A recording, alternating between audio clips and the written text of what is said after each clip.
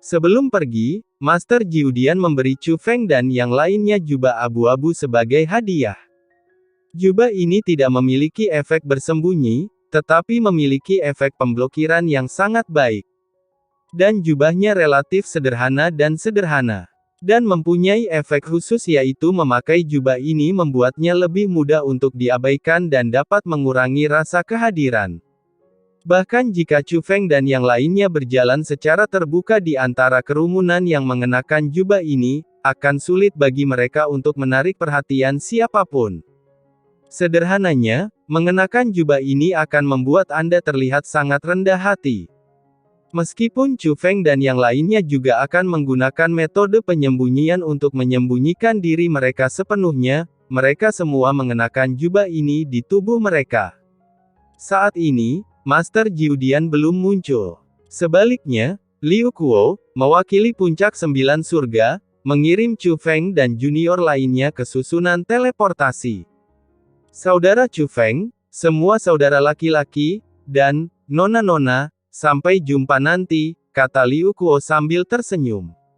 Saudara Liu Kuo, terima kasih telah menjagaku selama perjalanan ini, kata Chu Feng. Aduh, saudara Chu Feng, jangan katakan itu, sepertinya kamu mengambil pintu belakang. Biksu Xiao selalu adil, tapi aku tidak membantumu dalam hal apapun. Kamu mengandalkan kemampuanmu sendiri, kata Liu Kuo. Tarik dia ke bawah, apakah itu adil dan jujur? Saya orang pertama yang menolak menerimanya, kata Qin Xuan dengan bibir melengkung. Donor Qin Xuan, ini tidak mengherankan, biksu kecil. Siapa yang mengira kamu akan meninggalkan sisi gelap dan beralih ke sisi terang? Jika aku mengetahui hal ini, biksu kecil akan membiarkanmu tidur lebih sedikit di alun-alun selama beberapa hari, kata Liu Kuo. Dia tidak berubah dari kegelapan ke terang, dia hanya berjalan bersama kita, itu saja. Mungkin jika kita pergi dari sini, cukup, bicarakan hal-hal buruk tentang kami dan kirim orang untuk mengejar, buruh kami. Wang Qiang menyeringai dan berkata sambil tersenyum. Mendengar perkataan Wang Qiang, Qin Xuan langsung panik dan melambaikan tangannya dengan cepat, saudara Wang Qiang, saya tidak akan pernah melakukan ini. Lalu siapa yang tahu? Wang Qiang tersenyum jahat. Saya benar-benar tidak tahu caranya. Qin Xuan dengan cepat menyatakan pendiriannya. Meskipun dia adalah jenius nomor 1 di Sekte Abadi Changqiong, dia adalah salah satu yang terlemah di sini. Siapapun yang ingin membungkam mereka akan dikutuk, dan dia tidak berani menyinggung siapapun. Melihat Qin Xuan benar-benar ketakutan, yang lain tidak bisa menahan tawa. Baiklah, kami akan pergi, saudara Liu Kuo akan segera menemuimu. Chu Feng menangkupkan tinjunya ke arah Liu Kuo. Sampai nanti, Liu Kuo juga membungkuk sebagai balasannya. Setelah itu, Chu Feng dan yang lainnya terbang melalui formasi dan mendarat di tanah.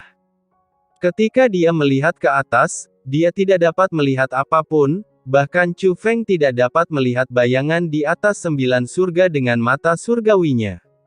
Sepertinya puncak 9 surga tidak ada sama sekali. Tapi Chu Feng tahu bahwa puncak 9 surga jelas berada di atas kepala mereka. Puncak 9 surga memang sangat kuat. Semuanya, ayo pergi. Chu Feng memimpin untuk berangkat, dan para jenius segera menyusul. Ini hampir berkumpul, dan para jenius junior terkuat di dunia seni bela diri yang luas saat ini sedang memulai sebuah perjalanan. Tempat yang mereka tuju adalah gurun pasir di dunia ini. Long Chengyu, ini adalah wilayah klan naga totemu. Apakah kamu tahu sesuatu tentang tempat ini? Di tengah jalan, Qin Xuan bertanya. Galaksi totem sangat besar, bagaimana saya bisa memahami setiap dunia? Tapi tempat ini seharusnya menjadi wilayah sekte alkimia abadi. Omong-omong, orang-orang dari Alchemy Immortal Sect, jangan biarkan aku menangkapmu. Jika kamu menangkap mereka, aku akan membunuh mereka semua. Ketika Sekte Abadi dan Dao disebutkan, Long Chengyu menjadi marah, karena secara umum, klan Naga Totem selalu memperlakukan Sekte Abadi dan Dao dengan sangat baik.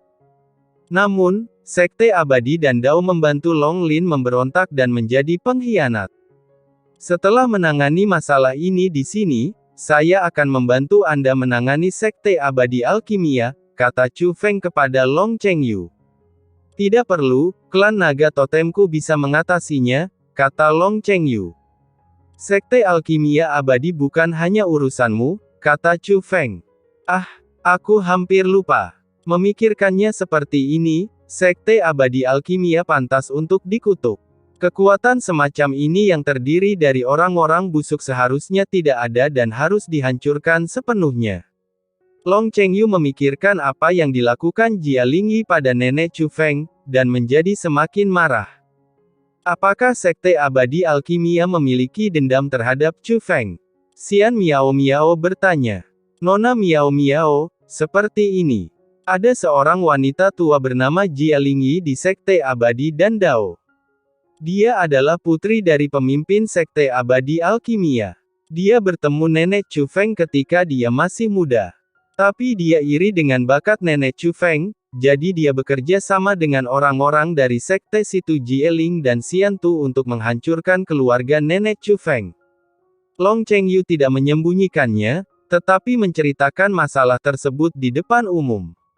Ini bukan lagi rahasia, selama seseorang ingin menyelidiki Chu Feng, sangat mungkin untuk menyelidikinya. Apakah Jia Lingyi ini masih hidup? Xian Miao Miao bertanya, kemarahan sudah muncul di matanya. Apa yang dilakukan Jia Lingyi jelas merupakan pertikaian berdarah. Kultivasinya hancur dan asal-usulnya diambil oleh saudara Chu Feng. Sekarang dia hanya bisa bertahan, dan hidup lebih buruk daripada kematian. Tapi dia masih hidup. Dia awalnya dipenjara di klan naga totemku, tapi sekarang dia harus diselamatkan oleh orang-orang dari Sekte Abadi Alkimia, kata Long Chengyu. Chu Feng, apakah kamu ingin dia hidup dalam kesakitan? Xian Miao Miao bertanya. Arti pertanyaannya sudah jelas, jika itu niat Chu Feng, dia akan mengikuti niat Chu Feng, jika tidak, dia akan mengambil tindakan untuk menangani orang ini. Meong-meong, aku akan mengurus masalahku. Setelah semuanya selesai, Anda dapat kembali berlatih dengan tenang, kata Chu Feng. Melihat Chu Feng mengatakan ini, Xian Miao Miao mengerti apa yang dimaksud Chu Feng dan tidak berkata apa-apa lagi. Dari awal hingga akhir, Xiao Yuer dan Xian Hai Shaoyu tidak ikut campur dalam masalah ini. Namun saat Jia Lingyi disebutkan, wajah mungil Xiao Yuer yang cantik juga berubah menjadi dingin. Xiao Yuer mengetahui hal ini sebelumnya. Tapi dia tahu bahwa Chu Feng memiliki pemikiran Chu Feng, jadi dia tidak ikut campur. Meskipun Xiao Yuer biasanya terlihat seperti anak kecil, dia juga punya pemikirannya sendiri. Segera, Chu Feng dan yang lainnya memasuki gurun berdarah. Itu adalah gurun yang terbuat dari pasir berwarna merah darah, membentang sejauh mata memandang dan menutupi area yang sangat luas. Ditambah dengan angin dan pasir yang memenuhi langit, bahkan para pembudidaya bela diri seperti mereka akan dibatasi dalam jarak yang bisa mereka lihat. Ada yang salah dengan gurun ini. Ketika saya pertama kali melihat gurun ini, langit roh saya belum turun, dan saya belum mengamatinya dengan cermat, tetapi sekilas saya tahu bahwa ada yang salah dengan gurun ini. Chu Feng langsung terbang ke bawah dan meraih segenggam pasir di tangannya. Melihat hal tersebut, Xiao Yuer dan Xian Miao Miao segera mengikuti dan mendarat di gurun pasir. Yang lain tidak punya pilihan selain terbang ke bawah, dan bahkan Jie Bao Bao juga terbang ke bawah. Semuanya berpusat pada Chu Feng. Namun, Ling Qiao masih berdiri di udara, matanya lebih cerah dari sebelumnya, dan dia memegang formula ajaib di tangannya. Dia mengamati gurun berwarna merah darah ini dengan caranya sendiri. Semuanya, tempat yang ingin kita temukan adalah di gurun ini. Saya hanya tahu bahwa ini adalah tempat yang sangat istimewa yang akan sangat membantu kami. Mungkin salah satu peluang terbesar dalam hidup kita. Jadi kita harus menemukan tempat ini.